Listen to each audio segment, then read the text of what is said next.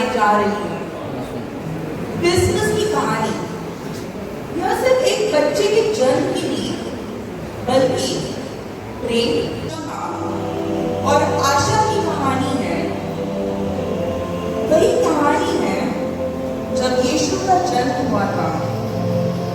यह सिर्फ उनके जन्म की नहीं, बल्कि इस बात की है कि कैसे उसका जीवन आज भी हमें सही राह दिखाता है।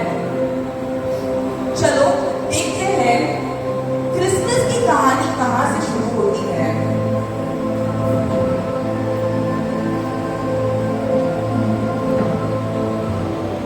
मरियम, डरो मत, ईश्वर ने तुम्हें चुना है। तुम एक पुत्र को जन्म दोगे और उसका नाम यीशु रखोगे।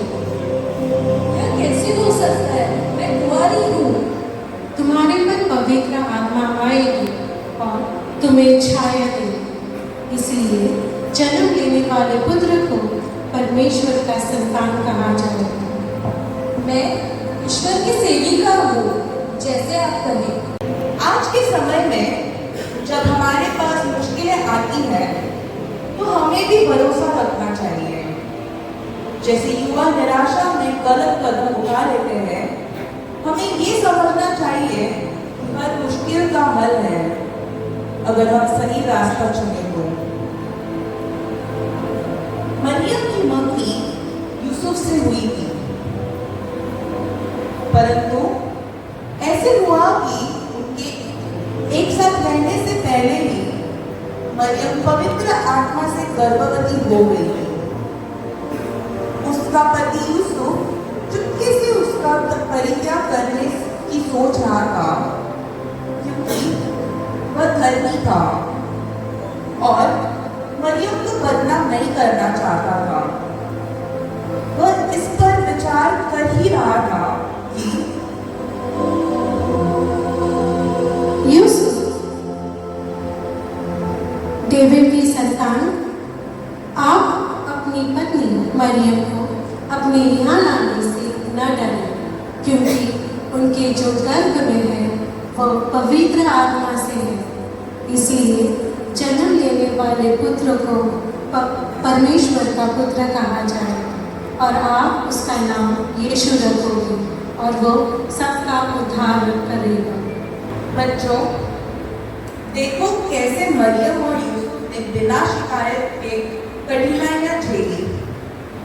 आज के समय में जब हमें असफलता या मुश्किलें मिलती है, तो हमें भी हिम्मत से उनका सामना करना चाहिए।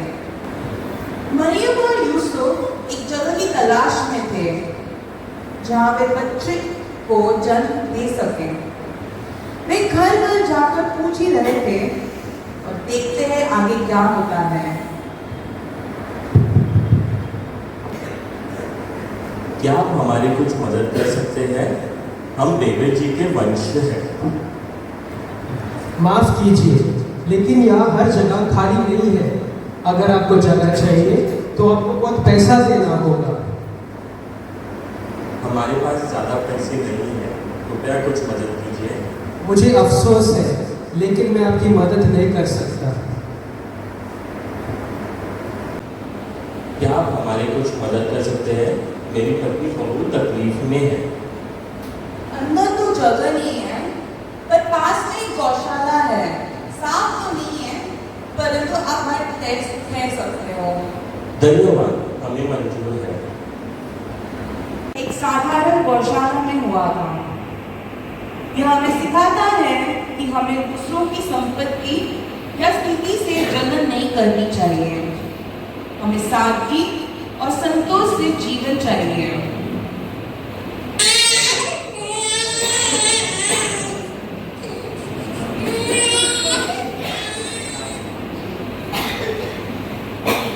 रात का समय था। गडरिये मैदान में अपने भेड़ों की देखभाल कर रहे थे।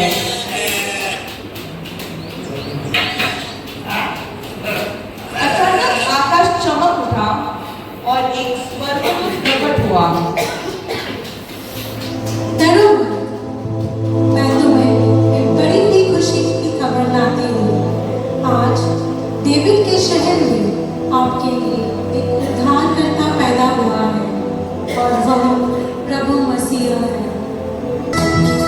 मसीहा आया है, जग में खुशियाँ लाया है, सारे जहां में आज ये पैगाम आया है। मसीहा आया है, जग में खुशियाँ लाया है, सारे जहां में आज ये पैगाम आया है। मसीहा आया है, जग में खुशियाँ लाया है।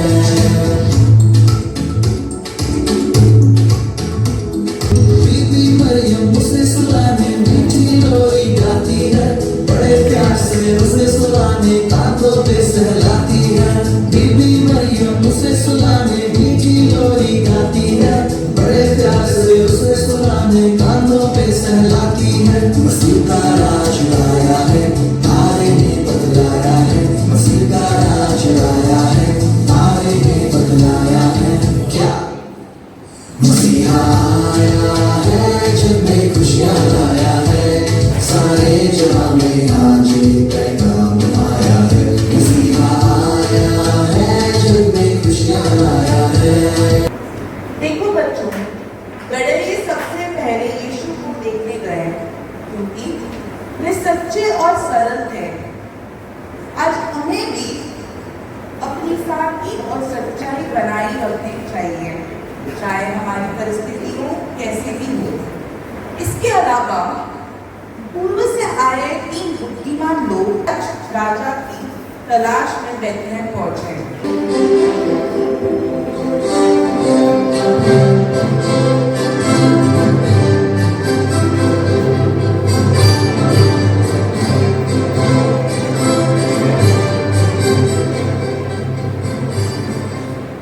आप कहाँ से आए हो?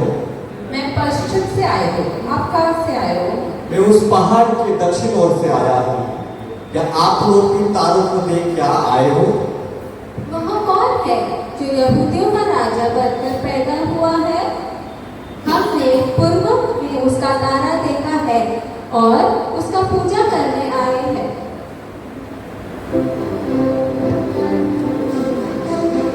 3 राजा सोना, लोबान और गंधरस लेकर आए। इन उपहारों का मतलब था कि यीशु राजा, पुजारी और बलिदान कारक रहेंगे। इसका मतलब है कि हमें भी दूसरों को कुछ देना चाहिए, लेकिन सिर्फ चीजें ही नहीं बल्कि अपना समय, प्रेम और सहानुभूति। जैसे आज के समय में हमें उन युवाओं की मदद करनी चाहिए जो गलत रास्ते पर चल रहे हैं। हमें उन्हें माफ करना और सही दिशा दिखाना चाहिए। Feliz Navidad, Feliz